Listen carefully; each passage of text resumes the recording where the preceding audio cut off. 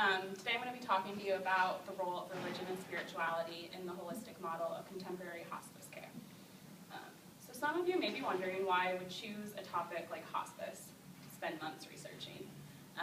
And it can be summed up by this quote from Cicely Saunders, who is the visionary of the modern hospice movement. She said, "You matter because you are you. You matter to the last moment of your life, and we will do all we can, not only to help you die peacefully, but also to live until you die." This really resonates with me for a lot of reasons. I'm going into occupational therapy, and so that means that I'm going to be helping people with mental or physical disabilities learn how to do basic life skills or occupations that add meaning to their life and allow them to live their lives as independently as possible. And my two guiding principles for the care that I provide is, one, to meet people where they are, and two, to preserve their dignity as best as I can. And so I read an article last May about hospice, and it really stuck with me, and I couldn't stop thinking about it. And so I took that as a sign that maybe this is something I should really consider and look into for my capstone. And as I started to do some research on hospice, I realized how much its aims really connect with what I believe. And I think that it really connects with what I believe healthcare should look like. Hospice is a holistic model, meaning that it doesn't just look at the physical needs of the patient, but also their emotional, psychological, and spiritual needs. And this is something I think is really important in healthcare. Patients at the end of their lives are very vulnerable. They're unable to do some things that they used to be able to do all their life. They might need help with things that they never needed help with before. But that doesn't mean that their life is any less meaningful. And we should respect them and preserve their dignity as best as we can. So one of the things that it looks at is spiritual care. And we usually think of medicine and religion or spirituality as things that don't really connect. But as someone who has grown up in the church, grown up going to Christian schools, and who is going into the healthcare field, I'm really interested in where those intersect and where they do connect. So that's the aspect of hospice that I chose to focus my research on. So my specific question was, what is the role of religion and spirituality in the holistic model of contemporary hospice care? And since I will be a professional in the medical field, I decided to kind of approach it from that professional standpoint. And so my follow-up question to that was, how do hospice professionals utilize religion and spirituality as part of holistic care for patients who are at the end of life? So just an overview of what I'm going to be talking about today. To answer these questions, I first looked at the social construction of healthcare, so how society approaches healthcare and their beliefs regarding it. Then I looked into the history of hospice and how it became what it is today, and then look at how hospice now intersects with curative healthcare and the relationship those two have. And then finally looked at some research discussing the role of religion and spirituality in hospice. And in order to answer these questions, I really wanted to get some first-hand accounts. So I sought out some hospice professionals that I was able to interview and ask them these questions, because they're things that they deal with every day. And some themes emerged from those interviews that I'm going to go into, and also my interpretations of those things and what I think it means. Then I'll look into some wider applications of hospice and holistic care and how that can apply to healthcare, and then look at some future areas of interest that I want to look into further, and then finally discuss what a Christian view of health should look like. So to answer these questions about the social construction of healthcare, we have to look at prior to and following medical advancement. In the Book of Common Prayer, which was written a long time ago, there is a passage that reads, "Save me from all oppression, conspiracy, and rebellion, from violence, battle, and murder, and from dying suddenly and unprepared." And it's that last line, "from dying suddenly and unprepared," that really interests me and is pertinent to this project, because it reflects ideas of a different time where this was the kind of death that people dreaded. Healthcare and the dying process used to be something that occurred in the home. So it was dealt with on a regular basis, and people were more comfortable with it because dying and living occurred side by side a lot. And the family really played a big role in healthcare at that time. And efforts to take care of their family members weren't set aside for hospital visits. It was just a part of life. And reminders of human finiteness were regular. And death wasn't forced to the fringes as an unpleasant topic. But scientific and medical advancement has changed this. Following medical advancement, the sick and dying were transitioned to hospitals because it was almost considered negligence if you didn't provide these people with the care that was now available for them. And families were pushed to supporting roles. They weren't thought to be able to provide the same kind of high quality of care as these hospitals, and as a result, the discomfort replaced normalcy and regularity of the dying process. And so now people became afraid of it and didn't want to discuss it, and society approached death as something that was scary and should be avoided. And now I think if you ask people what they want their death to look like, they say, I want it to be fast. I don't want to know that I'm dying. And that is really different than what it used to be. And as the social construction of healthcare has changed, so has how the medical community approaches death. Cure is emphasized over care, and death is considered the enemy and one that has to be conquered at any cost. This form of healthcare is called reductionism. There's a noted displacement of non-medical needs because preserving life is the primary focus. And so any psychological, social, cultural, or spiritual needs of the patient are considered peripheral concerns that should be dealt with elsewhere and at a different time. And this creates a physician-patient relationship that is ruled by what medicine and science can do to spare the patient from death. Much faith is placed in what people perceive to be the certainty of medical and scientific treatments. And people are often under the impression that there is a cure for whatever ailment they have, or that if there's not already, science is going to find a way to save them. Also, many patients aren't always properly educated about their illness or about what treatments are available to them. So that results in a lot of responsibility being placed on the medical team to make these decisions for patients. And this leads to a considerable amount of pressure on physicians. And this pressure comes from all different directions. And a lot of the times it can be conflicting. It can come from other members of the medical team. One might say, this patient qualifies for this treatment, so give it to them. Or another might say, this patient, it might not be the best for them, don't give it to them. Also, patients and families are fearful and desperate in these kinds of situations, and they just want the doctor to tell them what to do. And they can even change their minds about things. Once new situations come up, they might change their mind about what kind of life-saving treatments they want done for them. So there's also personal conflicts that the physician faces within themselves, because they have to walk that line between not doing enough or going too far. And a lot of times they may respond to that patient's fear and desperation by providing the care in question. And this can lead to over-medication and patients on life support for who knows how long, and also maybe more pain and suffering than was necessary. Obviously, the effects of this kind of healthcare have been felt by more than just the patients and their families. Medical professionals also realize its shortcomings, and a lot of people are trying to change that. And some react within the community and seek to change it from within, but others seek new forms of healthcare. And one of these people was Dame Cicely Saunders. Cicely Saunders is considered the visionary for the modern hospice movement. She was a medical social worker, a nurse, and a physician, and the initial vision came to her in 1948 that a new kind of care was needed for dying patients. She worked a lot with patients who had cancer, and so her experiences with these patients made her ideas become more pronounced, that there was something new, something new needed to be made for these patients. In 1957, she wrote a paper called Dying with Cancer, and this was the first time she spoke of creating a home for the dying.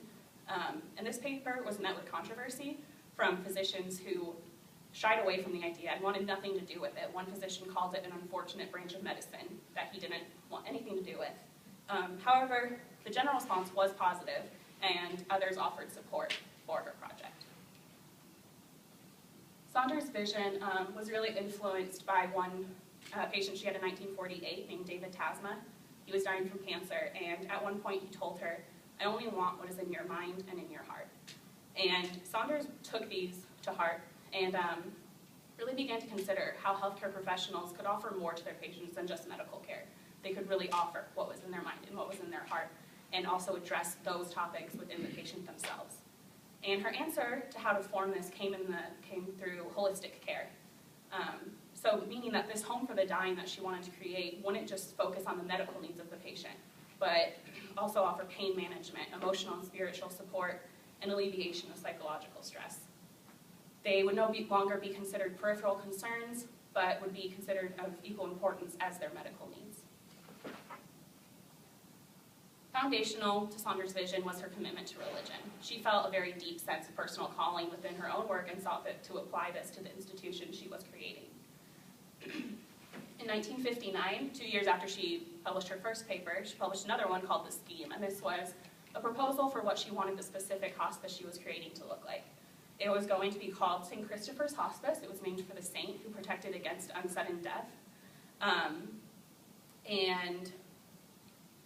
It was meant to be a religious community to house the dying. Saunders was a member of the Church of England, and she really wanted to keep St. Christopher's within that religious tradition and was wary of bringing in other denominations because she wasn't as comfortable with them, and she thought that this was the way people should believe, really. But she did recognize that there was some question about how this decidedly religious institution would be accepted into the medical community. And she spoke of this conflict by saying, "I long to bring patients to know the Lord and to do something about helping many to hear of him before they die. But I also long to raise the standards of terminal care throughout the country, from a medical point of view at least, even where I can do nothing about the spiritual part of this work." So she realized that her desires were not directly in opposition, but she was aware, and several of her colleagues pointed out to her, that the medical community may not want something that was so religious. But she wasn't really sure how she should proceed at this point.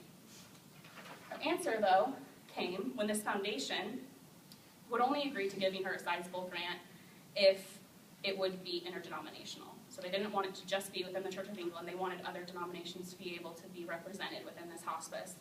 And she said yes. She reconciled it with the moderation of the vision of a religious community.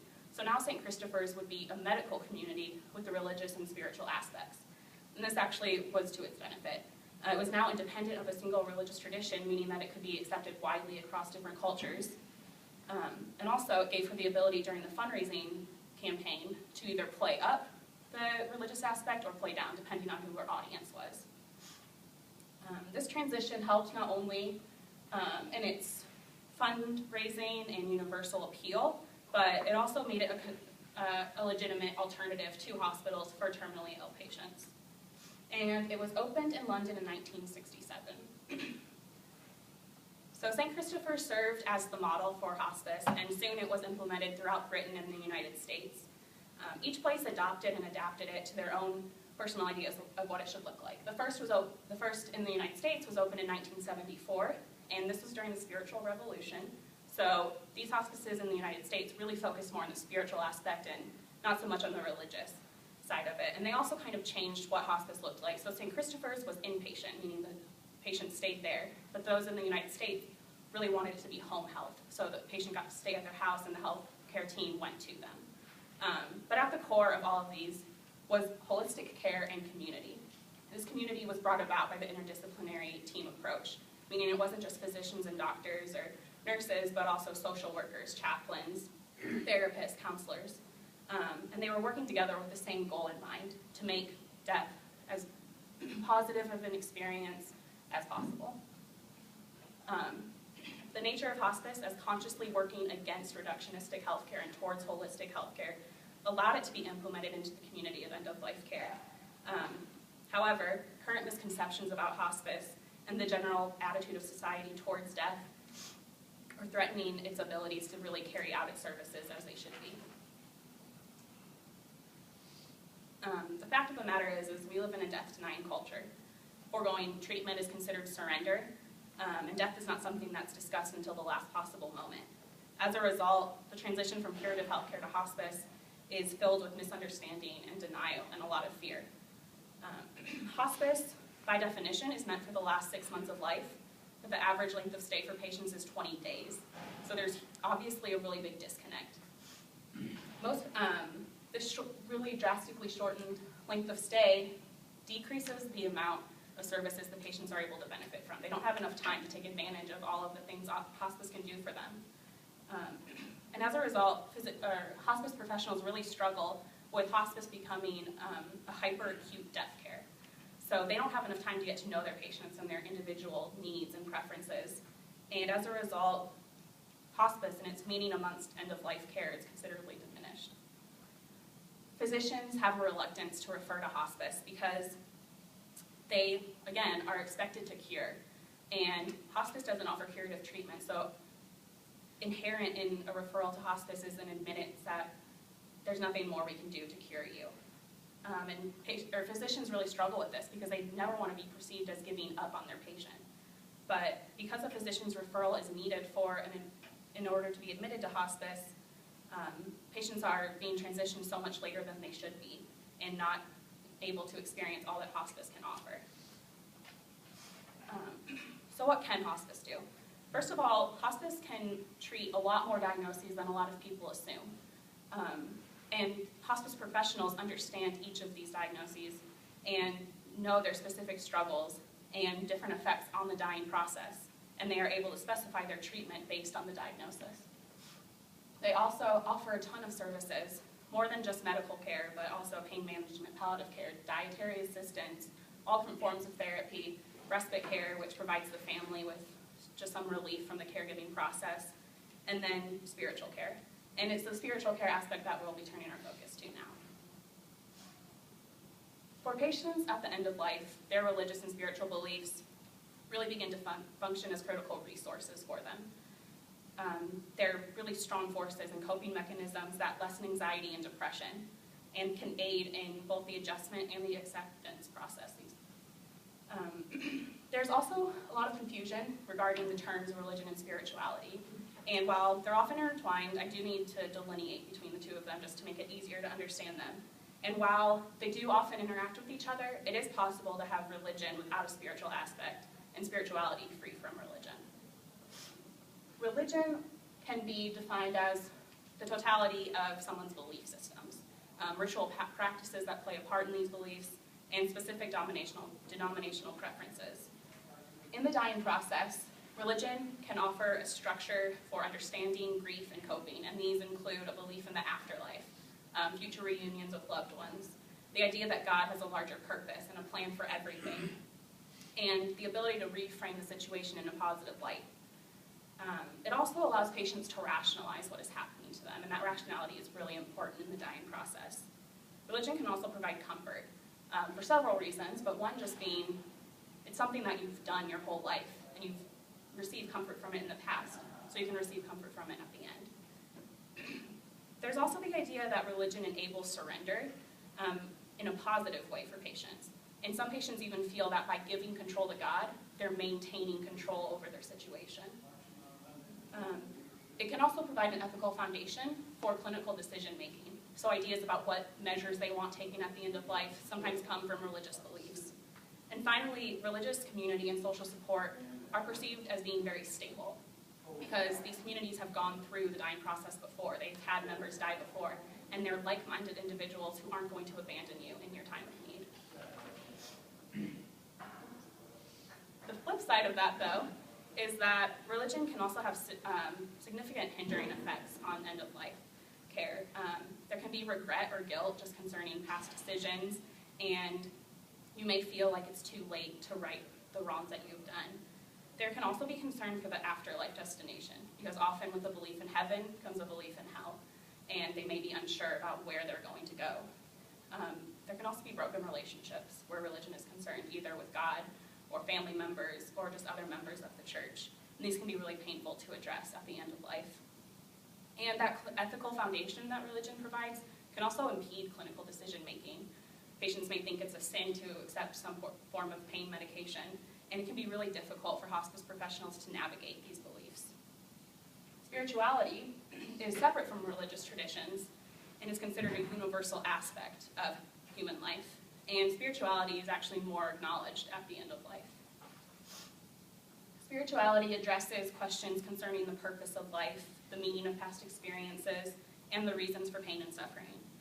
It considers the connectedness of humanity and looks at the nature of relationships. It also deals with self-reflection and the expression of feelings and how these are important at the end of life. And then it can also address unresolved issues, either relationships or just what did I do with my life? Did I do enough? Spirituality is different from religion in that it doesn't have explicit hindering effects, but it can certainly bring up painful experiences. If people feel like they didn't spend their time well on earth, or if they have a lot of unresolved issues, they may not want to address these spiritual issues at all. And some people just don't even want to admit that they're dying and need to address these spiritual issues. So in order to answer my questions, I wanted to get firsthand accounts from people who work in hospice and face these issues every day. I talked to 13 hospice professionals, and that included nurses, social workers, chaplains, and one medical director.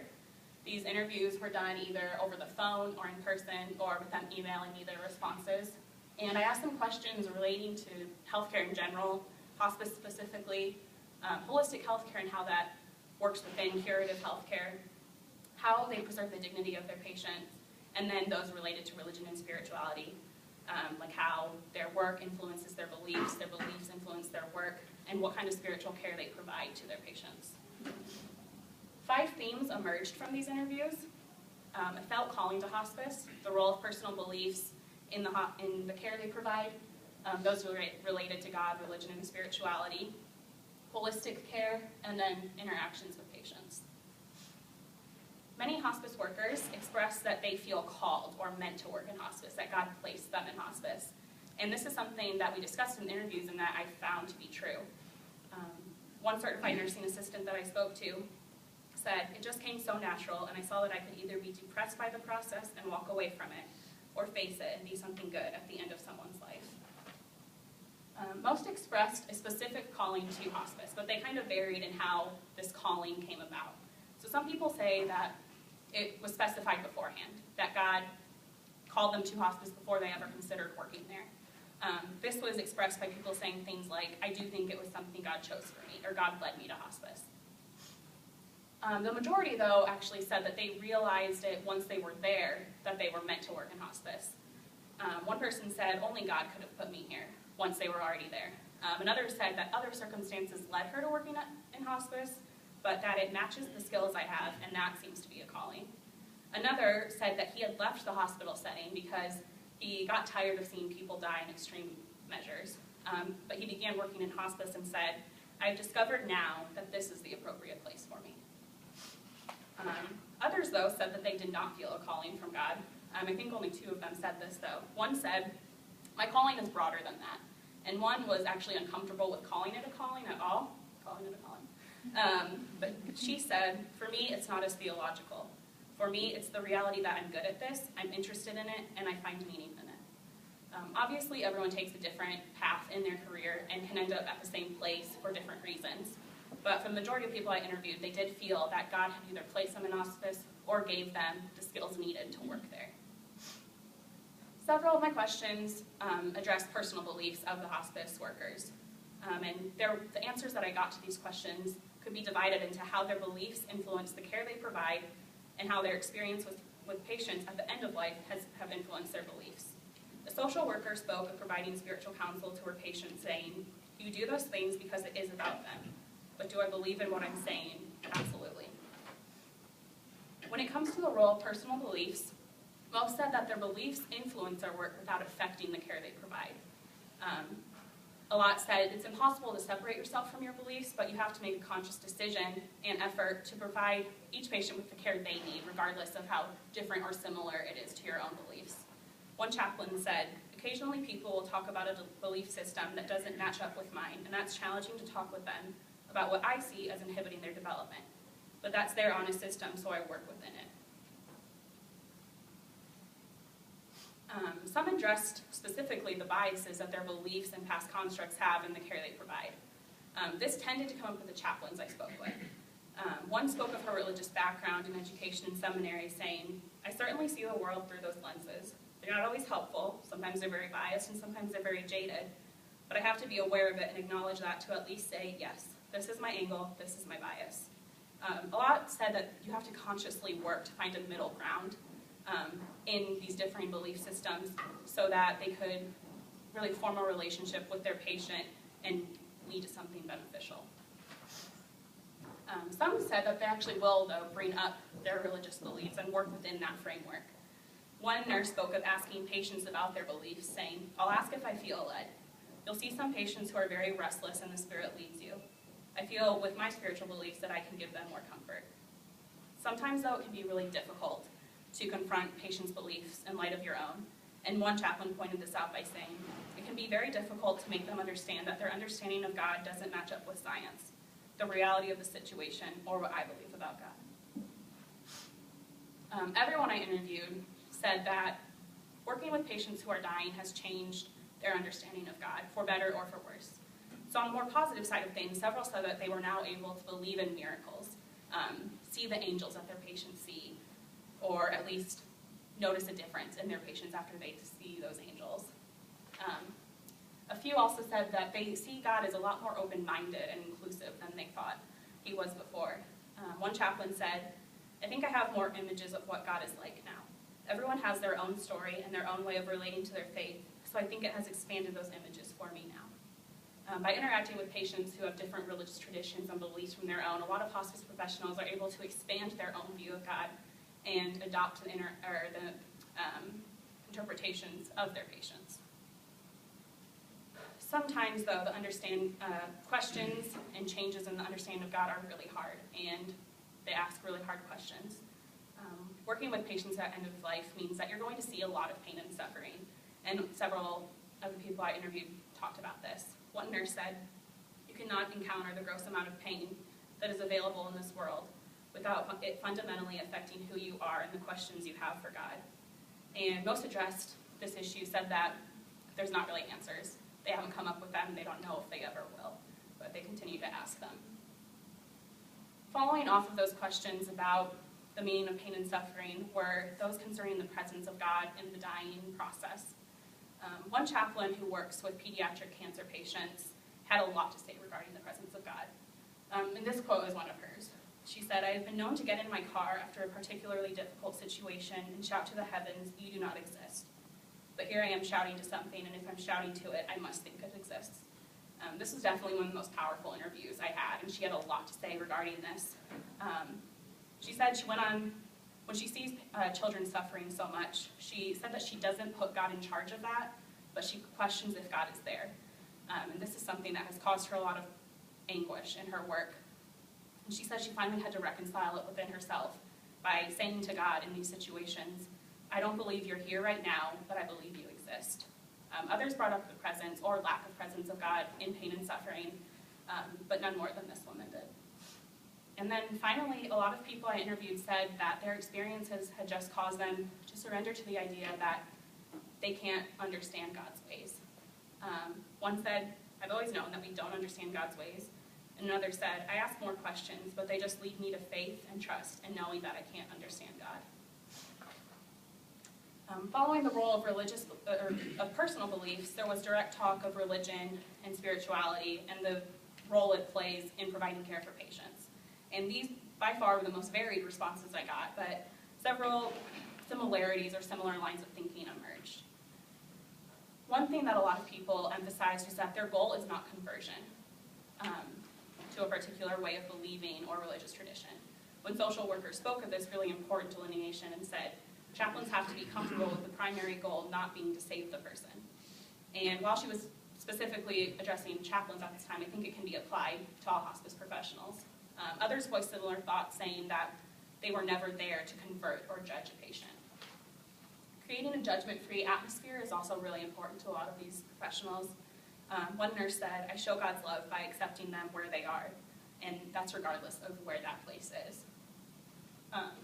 For a lot of professionals, the hardest and the most amount of religious or spiritual conflict came up when it was time to make decisions regarding what medical treatments were to be received. Because the ethical framework that patients have from their religious beliefs can make it really difficult to navigate these decisions. Like I said, sometimes they might think taking pain medication is a sin, or sometimes their understanding of God or a situation doesn't match up with medical reality, and they believe, though, that God will save me, but this might not always be true. And you have to be really careful to not overstep your boundaries or to damage their understanding of God or their beliefs. But one social worker spoke of a situation where she was trying to help a family deal with this, and she said, "Using this or taking this away doesn't impact the power of God." But again, you have to be really careful to not step over the line and wreck someone's believing in God. When I asked what kind of spiritual support or care they provided, the number one answer was presence. So just being there with people during their circumstances, being with people as they lose their loved ones, holding hands, being quiet a lot, and listening a lot. Several of them spoke of the importance of just being able to be there for a person and listening to what they have to say, no matter if it's the darkest, the angriest, the saddest thing, not running away from them. One chaplain said that the most important lesson she learned was that at the end of life, people just crave love, and they'll accept that love and express that love to who is there for them. Several spoke of the importance of treating the spirit and recognizing it as a real and meaningful part of the person that needs just as much attention as the physical ailment they might have. One said, when people are dying, their spirit is broken, and to recognize that in someone helps to provide more dignity to them. And a social worker said that spiritual support is as the patient defines it, and that can be very murky and very difficult to understand, but the spirit itself is a transcendent being and bigger than our understanding. Discussion also was a huge form of spiritual care. One chaplain said, "My goal is to talk with patients about what a good death looks like and how faith plays a part in that. I explore how their faith supports them." A lot of times these discussions aren't fully resolved. They ask really hard questions or just need to discuss things without there being an ending point. But also the act of discussion itself is all the patient needs, and they just need those doors to be open for prayer or requests for religious rites such as communion or confession. And these open doors can be very important at the end of life. But also it's important to understand that some patients may not want to discuss religious and spiritual care. One chaplain said, "If they don't believe in God, I don't bring it up. I don't try to make it part of their voice." And sometimes patients may come around to the idea of discussing these things eventually, but sometimes they won't. But it's important to know that they still deserve just as much respect, and they need their dying process to be just as meaningful, even if spiritual care doesn't play a role. Holistic care was something that was discussed at length in each interview, and how it differed from other curative forms of healthcare. One social worker spoke of this holistic care and said that it gives every professional the opportunity to do what they were trained to do. Many that I interviewed brought up the misconceptions that there are concerning hospice that we discussed earlier. And one nurse spoke of this, saying, "There's still that fear that if I'm on hospice, I'm going to die." Well, yes, we're all going to die, but hopefully we're going to improve your quality of life. And this expresses the idea that hospice is for more than just the last few days of someone's life. It's really about that dying process. And a chaplain said, "Hospice care is very broad-reaching, and I wish that people would take advantage of that."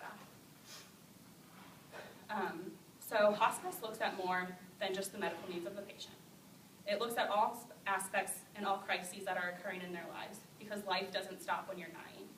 So hospice recognizes that not only does the dying process bring up new emotional and psychological issues, but that those issues that were there before, whether it be a financial problem or a relationship, those continue on, even if you get a terminal diagnosis. And hospice really wants to address those as part of the whole person. The holistic model of hospice really allows it to improve the quality of life of the patients, and to be true to Cicely Saunders' words, that it's not just about us helping you to die, but to live until you die. And hospice doesn't practice curative care, and with this comes the realization that one nurse spoke of by saying, "We're not going to fix anything, but we just want them able to do whatever they want to do." Hospice wouldn't be possible without the multidisciplinary approach. And this is accomplished by doctors, nurses, social workers, chaplains, among others, who do what they can to keep people in the setting they want to be. Each professional is able to work within his or her own area of expertise while working as a part of a team with the same goal in mind. The driving force of holistic healthcare is the patient and the patient's family. And one chaplain spoke of this aspect, saying, "It looks towards meeting their needs instead of those dictated by the medical setting." And this really changes the dynamic between the caregiver and the patient. And this allows for more open forms of communication, honest discussions regarding what their last few months are going to look like, and the ability to form a care plan based on that. And then the final thing that came up in these interviews dealt with the interactions these professionals had with their patients. And one chaplain summed it up very succinctly just by saying it's their story. Many spoke of beginning each interaction with the patient by meeting people where they are, and this specific phrase actually came up during several interviews. It speaks of the importance of recognizing where each person is on their journey and meeting them where they are, what they need to live a comfortable life. And it might not always match up with what you think they should be, but it's about adapting yourself to that and what they need. And one nurse spoke of this saying, I try to adapt myself to whoever the person is and the situation is, not to take away from who I am, but so that they feel comfortable. Many agree that preserving dignity is of the utmost importance in hospice care, and some even said this was the most important aspect of it. A chaplain said, dignity is preserving who that person wants to be, and doesn't have to be who that person actually is. It's who that person knows themselves to be. We have to realize that it can be changing and morphing. It's not a stagnant vein. And preserving dignity can take a lot of different forms, and it can be really simple. It can be as simple as just making sure their modesty is protected or helping someone go to the bathroom on their own. And it can look different for every person, and it can change within the individual. And it's often the smallest tasks that preserve dignity the most. Going back to the idea that it's their story, care and conversation are dictated by the patient. One chaplain said it's their timeline. They're the ones driving the bus, and they get to dictate the conversation. You can't make people accept stuff. You just have to go to give them the opportunity to explore their feelings until they're ready to do that. Many spoke of how their primary goal is to build a relationship with the patient so that when these questions of care do come up, there's already that foundation of trust that enables the patient to be honest with them and to have an audience who is willing to listen and help in any way possible. Finally, hospice allows its professionals to bring their humanity to the situation. One social worker said that she carries the souls of her patients. And she said, is it okay to show that you're human? Well, I think you have to, especially in a hospice. If you can't show your human side, then how can they trust you? We give of ourselves. While boundaries are important, it's near impossible to be present in these intimate, heart-wrenching, and as one nurse put it, amazingly beautiful moments that the dying process leads to without reacting first as a human being and then as a professional. Okay, so where do we go from here? I don't know if holistic care always has a place in some healthcare settings. Just time, resources may not allow for it. But there needs to be an understanding that dying is a process. And I think that this understanding may be able to change the approach to death and therefore change the focus so that it's not always on cure, but that care is really emphasized. And I think education about hospice is key. So that it can be used earlier and that people can really use it to the best of its ability. And I think the ways to do this are through just public forums, educating doctors and nurses about what hospice is, and then having hospice advocates within the hospital to recommend it to patients and to doctors before. And palliative care is also a really interesting thing, and it can be utilized at all aspects of care. It's not only for patients who are dying, but maybe for patients who have a curable illness or chronic disease. And it's focused on relieving pain and suffering, either curatively or non-curatively. But it's also multidisciplinary, so it brings in that holistic aspect of healthcare into the hospital setting, which is really important. And it's really focused on patient and family understanding. So it's being honest with them about their illness, about the treatments that they're eligible for, and letting them know what their options are, and letting them have a say in what they want to be done. And then what am I going to do with this? I'm going into occupational therapy, like I said, and so I'm always looking for kind of ways to push the boundaries of occupational therapy. And I found that hospice really matches up perfectly with what I believe healthcare should look like. And while occupational therapy is used somewhat in hospice at this point, I think it can be used so much more. Because, like I said, living doesn't stop when you receive a terminal illness. And I think occupational therapy can really work within that shortened time frame to provide as much meaning and dignity to these patients as possible. And then pediatric hospice is something that I am really considering. I work with kids mostly, so that's just where my thoughts go. And I recognize that it's a totally different approach if you're going to be working with kids who are dying. You can look at an 85-year-old and say, okay, this is a natural process, but you can't look at a 5-year-old and say that. Gonna cry? But I think it's really important and something that's lacking right now. I almost made it. But more than anything, what this process had made me think about is how we as Christians should approach healthcare and the dying process. And this is something we all need to face, or have already faced. Sorry. Early on in my research, I came across. Sorry. I came across a paper by Stanley Hauerwas called "Finite Care in a World of Infinite Need," and it looks at the extreme measures people go to preserve their lives, while others are dying of very simple needs.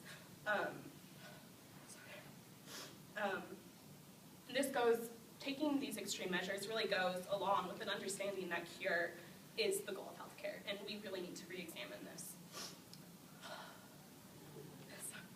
Hauerwas offers this idea of what a Christian view of healthcare should look like. He said the Christian view of health forms patients who want to be cured but are not seeking that cure at all costs. In other words, the Christian view of health entails the understanding that the Christian difference means being at peace with human finitude and even seeing human finitude as a gift. We don't see human finitude as a gift. We see it as a weakness, and we're constantly seeking ways to lengthen our lifespan and fend off death for a little bit longer. Stop looking at my mom. We're constantly seeking ways to lengthen our lifespan and fend off death for just a little bit longer. And we've forgotten that our deaths have meaning, not only to the person who is dying, but also to their families and to their community. And I want to consider the place that the terminally ill have in our community. What happens when God or medicine can't cure them? How can we give their remaining life and eventual death meaning? I've been reaffirmed throughout this whole process that I really chose the right topic for my capstone. And one of these affirmations came about a month ago when I was at an event and I met a professor. And we instantly bonded because we were both Duke basketball fans, and those can be really few and far in between. And he told me, I have to tell you about the time I met Coach K and what he told me. And if you don't know, Coach K is Duke's basketball coach, and I've been obsessed with him since I was 9. So I was really excited. And I was like, oh, he's going to tell a story about what it's like to beat North Carolina or win a national championship. Instead, it was a story about how Coach K had befriended a rival coach. And as that coach was dying of cancer, it's like when they became friends. And that coach taught Coach K how to die well. This professor told me this story without knowing that I had been looking at hospice and the dying process for the past few months. And I didn't think it was some coincidence that this is the story that he told me. I began to consider, why did I choose this as my topic? It's become much more personal and meaningful than I thought it would. And last night, tucked away in my huge stack of notes, I found something I wrote months ago that I really have no recollection of writing. And it was, maybe by doing this, I'm trying to learn how to die well. Just as that dying coach did for Coach K, and our boss is urging the church to do, we need to reclaim the meaning of death and reconfigure how we approach death within our communities. And I hope to encourage these conversations as I explore these ideas throughout my schooling and career. That's all I have. Thank you very much. I will now open it up for questions, and then at the end I want to say some thank yous. So just keep that in mind.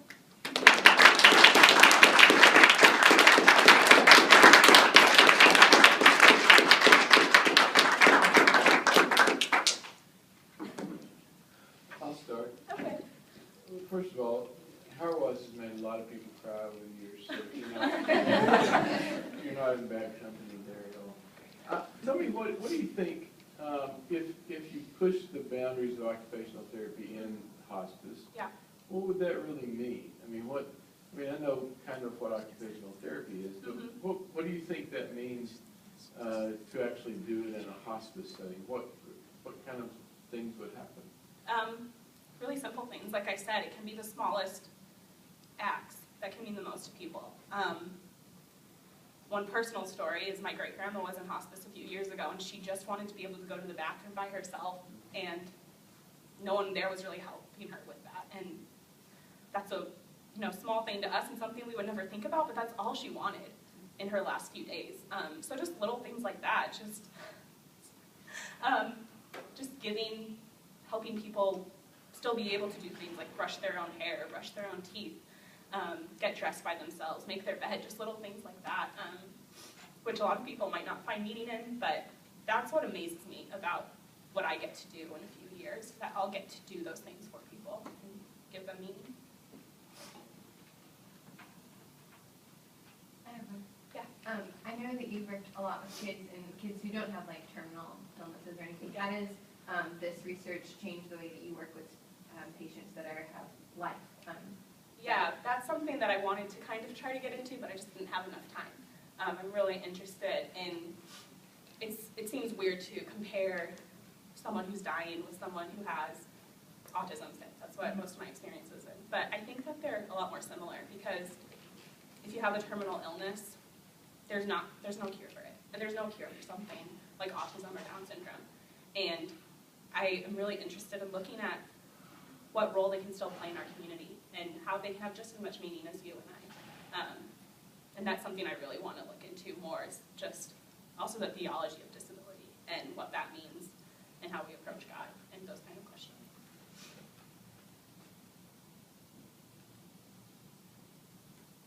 I have one more question. Yes. When you're talking about how, we moved from how people used to die in their homes and we took care of each other in our homes and all those sorts of things, to doing it in the hospital. Do you think there's any, and I don't know if you've looked at this or if you just have an opinion on it, do you think there's a difference in geography? Like, I have a sister-in-law who used to be a hospice nurse, and they lived in the hills of northern Arkansas, and they were connected with a city and a hospital, but she mostly was in 3 or 4 really rural counties, and had a lot of patients, and it seemed to me like those people were much more prone to stay in their homes, and even if they had 3 or 4 months of knowing they were going to die, to spend all that time in their home. And I wondered if it would make sense to me, I think, that if you live in a metroplex kind of area where the best healthcare in the world is right down the street, that you would tend to think, well, I've got to be in the hospital, I've got to be doing this and that. Whereas if you live in the hills of Arkansas, maybe you say, I need to be out on the farm. Yeah, I definitely think there's differences. And at our first meeting with Dr. Rhodes, I was like, well, I want to look at different cultures and how they approach death. And that's a huge thing in itself, and I just didn't have time to get into that. But I definitely think, not only within the United States, but also other countries and the other half of the world approach death very differently than we do, and healthcare very differently than we do. It would seem that maybe the more advanced and urban we get, we need to maybe learn something from the people that live out in the hills. Yeah.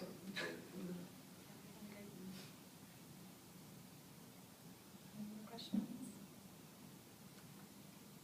Okay. Well, I just wanted to thank Dr. Copeland for a really great 4 years in the honors program, and for giving us the opportunity to study things that are not related. I'm a biology major, and there's definitely some similarities, but I never would have been able to do something like this if I wasn't in the honors program, so thank you for giving us that opportunity. I wanted to thank Holly, she's sitting back there, and the conversation I had with her last semester about hospice really encouraged me and made me know that this is what I wanted to do my research on, so thank you for that. To my family, just for being here and for being so supportive. To my friends who put up with me talking about dying for a few months.